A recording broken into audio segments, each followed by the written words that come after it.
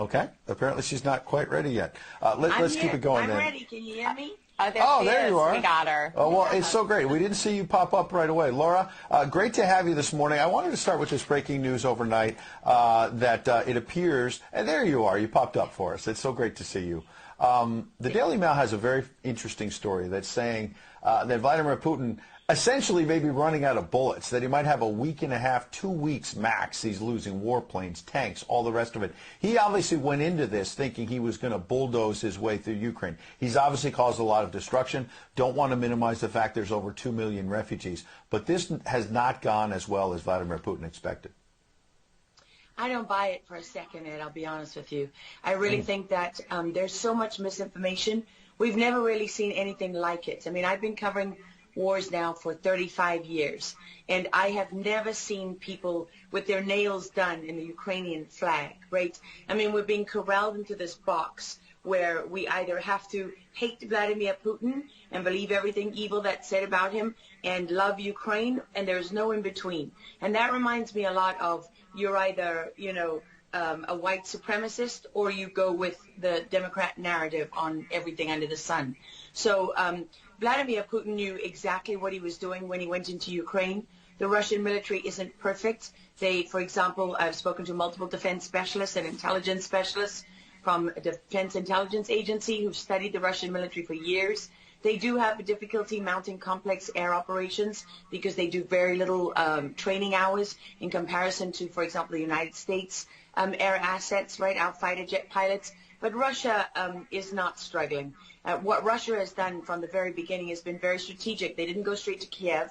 They went to all those bioweapons laboratories that are scattered all over the country. Some of them they built, so they know where they are. They've known where they are since the Soviet Union, because under the Defense Threat Reduction Program, we went in after the fall of the Soviet Union and supposedly turned those facilities from bioweapons labs into public health labs. Although, these days it's hard to believe anything that our leaders tell us because they've lied about COVID, they lied about Russia collusion, they lied about the Ukraine impeachment trial, and there's so much more going on in Ukraine that nobody is talking about. You see such dishonesty when it comes to the history of Ukraine. You see dishonesty when it comes to the Azov Battalion, which is funded by the U.S. and NATO. I mean, you can find pictures of them online holding up the NATO flag and the swastika at the same time. Their own emblem contains the black sun of the occult, which was a Nazi SS emblem.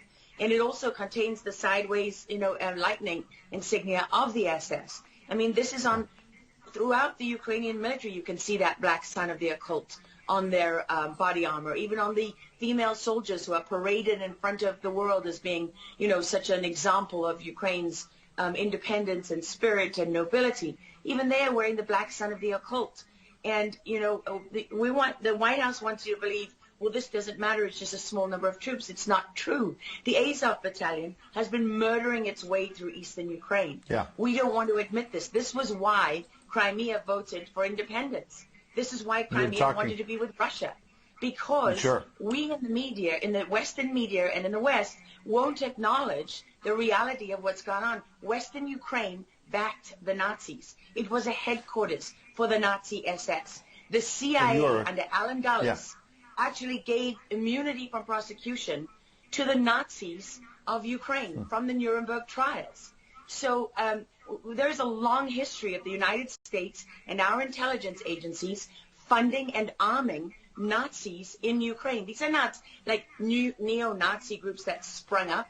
These are the actual Nazis from the Second World War, who, if you go back to the Nuremberg trials, said that they were planning for a 1,000-year Reich. And so you have to really wonder as you look at this, when you know that the CIA sponsored the color revolution in Ukraine in 2013 and 14, that they selected Ukraine's leaders, go to Victoria Nuland's leaked phone conversation where she and the U.S. ambassador are deciding who can lead Ukraine. I mean, there's as much interference here as you could possibly imagine before you even get to Hunter Biden, Nancy Pelosi, John Kerry, and Mitt Romney, and all of their children who are employed, who earn millions from Ukrainian gas companies. Yeah, you are pointing, pardon me, to a real credibility crisis for our leaders. I want to let Karen Turk jump in. Yeah, I wanted to bring up the fact that President Zelensky is Jewish, and I don't know exactly how this factors in, but there's some very interesting points in what you're saying. And looking at this, you could think it's political theatrics. You made a very good point at the beginning that you think that Putin is in control. And I actually want to play something that Jen Psaki said, because it seems that the White House is actually echoing that sentiment. Watch this. Well, the end game is really a question for President Putin. We have completely crushed his economy. We have provided military assistance, humanitarian assistance to the Ukrainians, enabling them to fight back for far longer than the Russian leadership anticipated. And again, he has to determine what the path forward looks like for him. Thanks, everyone.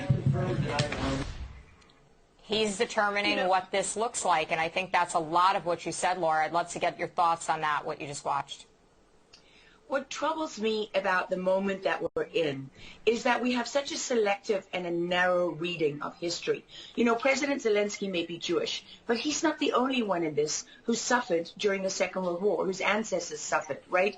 I mean, look at Putin. How many relatives did he lose in the siege of St. Petersburg? People don't know their history. They don't know what made Vladimir Putin. And I'm not I'm not defending him. I don't need to defend Vladimir Putin. My job as a journalist is to try to understand what is the truth here. I don't like being lied to.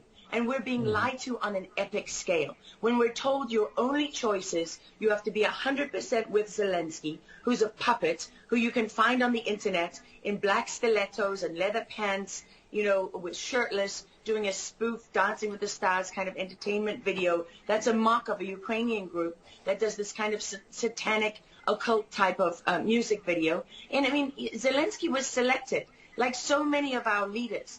And honestly, with big tech and with election fraud these days, we don't know how many leaders all around the world have been selected for us and weren't actually voted in. But what we do know is that there are increasing problems with technology and the digitization of our world. Because look at what's happening with COVID. Look at what has happened globally. We are fighting the same battles all over the world. To pretend that this war is about Russia and Ukraine is just a barefaced lie. If Putin has been warning for 15 years that he is not going to stand by while the globalists take over the world, build bioweapons facilities and whatever else they're doing in Ukraine, Ukrainian oligarchs. Ukraine has been a center of money laundering for, many of the leaders in this country. For how long? Billions of US dollars have been laundered through Ukraine, and we say nothing about it. These are our tax dollars. I mean, before the impeachment trial, had you ever heard of anyone in the United States, us bringing in foreign governments to the White House for anti-corruption training? I mean, does nobody question these things? Why do we not question them? We have an idiot like Lieutenant Colonel Vindman who goes at the impeachment trial and sits there as a lieutenant colonel. He didn't even make colonel. And he's telling the President of the United States what his policy should be. You have a traitor in the form of Maria Yovanovitch, who was Obama's ambassador, who's telling Ukrainian government officials, don't listen to the will of the American people. Don't listen to the election results. We are the true leaders of America. I mean, and then people object when the woman isn't even fired. She's given a cushy job for life at Georgetown University at the expense of the U.S. taxpayer. And we're told that the President of the United States cannot say to his foreign counterparts, that we want you to look into something. But Joe Biden, he can withhold as much aid as he wants to. I mean, there's so much hypocrisy and dishonesty here, and Ukraine is at the center of it all. Go back to Russia collusion. Go to Alexandra Chalupa. Go to Eric Karamella, the whistleblower who went to work for Adam Schiff, who wasn't really a whistleblower, and all those corrupt people in the deep state. And you know what? The deep state isn't a theory. It's not a conspiracy theory. It's an actual deep state. Look up the SES, the Senior Executive Service, because when that bureaucracy was ushered into law in the United States of America, that's when we got a bunch of unelected bureaucrats pulling the strings behind the scenes. And these are the people that keep lying to us. Absolutely. And pardon me, we've got a live chat where we're streaming on Getter, for example, and I'm watching it as you're talking. People are talking about how you're dropping truth bombs and you're a real journalist. And I know that, having worked alongside you for many, many years when you're at CBS and many other places, and maybe they didn't want to hear the truth, but you're dropping those truth bombs now. Unfortunately, we've got to hit a break right now. We'd love to have you back in the days ahead. We love having you on. Lara Logan, thanks for joining us on Real America's Voice. Thank you so much. All right. Well, we'll certainly have her back.